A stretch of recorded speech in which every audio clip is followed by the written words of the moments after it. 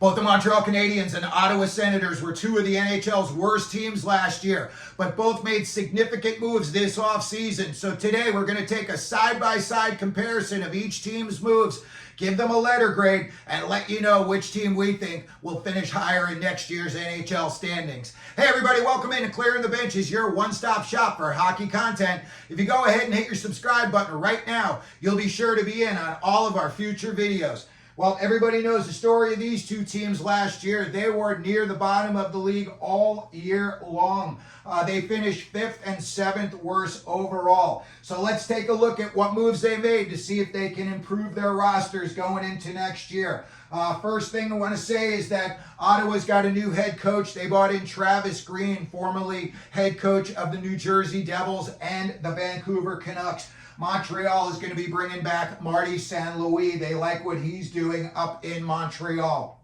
When we look at the Canadiens, what jumps out off the page at me is that 11 players from last year's roster became free agents this summer, including Jan Ylonen and Tanner Pearson. So there's going to be a lot of changeover on this roster. When we look at what the Canadiens did between the pipes, they're going status quo this year with Sam Marchambault and Kaiden Primo. Unfortunately, they are still paying Carey Price 2 more years at $10 million a year on LTIR. When we look over at what the Ottawa Senators did, they had the big blockbuster trade with the Boston Bruins and they acquired Linus Ullmark. They also have Anton Forsberg as their backup. However, both of them are UFAs after this season. They signed Mats Sogard to his 3-year entry-level contract. So we're going to have to keep an eye on what the Senators, how it's going for them between the pipes this year, and if either of these two guys are going to get extended in the future. When we take a look at the Montreal Canadiens and what they did on the back end, they extended Arbor Zekich for 2 more years. They also re-signed Justin Barron for 2 more years. And their big move on the back end was when they extended Kaiden Guhle for 6 more years. So they really like what they see out of him. Nathan Bewley is out. He signed in the KHL. And Adam Engstrom signed his 3-year entry-level contract. When we look at the Ottawa Senators on their back end, both Lassie Thompson and Jacob Larsson are out. Each one of them signed in the Swedish Hockey League. They signed Philip Roos to a 1-year, 2-way deal, and he was one of 8 guys that Ottawa signed to 2-way deals this summer.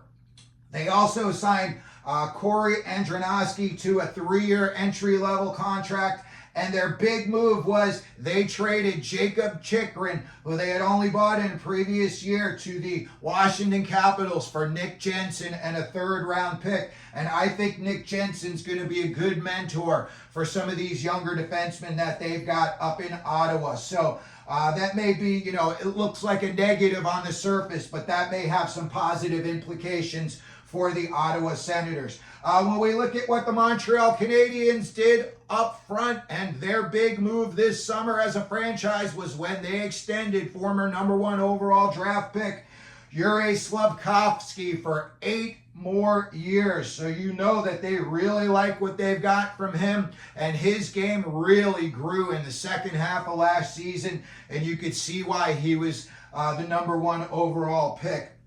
They also signed Oliver Kapanen to his 3-year entry-level deal. They signed Jared Davidson to a 2-year entry-level deal. And they also signed Alex Boulay to a 1-year deal. When we look over at Ottawa, what they did, they acquired Xavier Bourgault and Jack Chason from the Edmonton Oilers. So those 2 guys are grittier players. And I think they're going to, probably see some 4th-line time in the future with the Ottawa Senators. So when I look at what else they did, this is going to be a very helpful move for the Senators moving forward, is they finally got Shane Pinto signed up for 2 more years. So it puts a little calmness to that situation. It's been a really volatile past year for Shane Pinto and the Ottawa Senators, concerning his suspension. And then there was the long,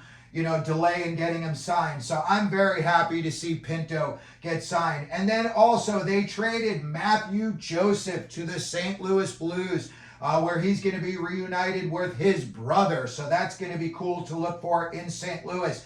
And then also in Ottawa, they signed Mike Amadio, 3-year deal. Amadio is a good player, very underrated, and I think he could jump up this lineup pretty quickly in Ottawa.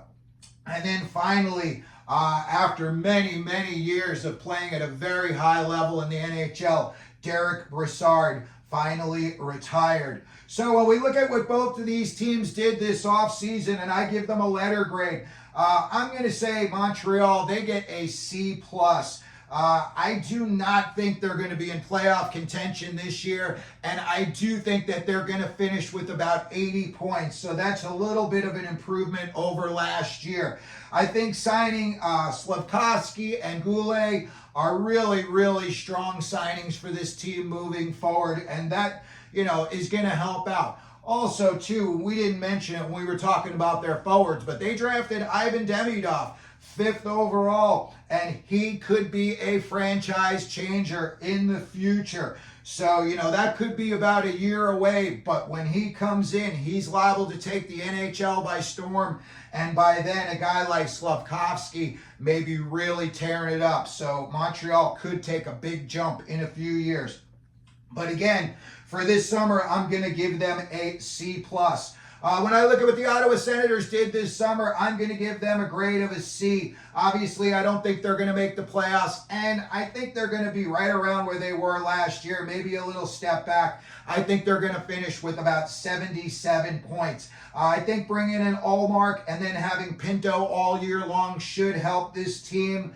But the roster seems, for the most part, like it's a redo from last year. I know that they got rid of Chikrin, and that just didn't work out. I know they bought in Bourgault and Chason. We'll have to see how those measure out. But again, overall, I'm going to give the Ottawa Senators a C for this season. No playoffs, and finishing with about 77 points. So that's going to do it for today's video. Let me know what you think down in the comment section. How many points you think the Ottawa Senators or Montreal Canadiens are going to finish with next season. If you could, please hit the like button. If you want to share the video, that would be awesome. Don't forget to hit your subscribe button. And as we always do here at Clearing the Benches, let them know you're out there.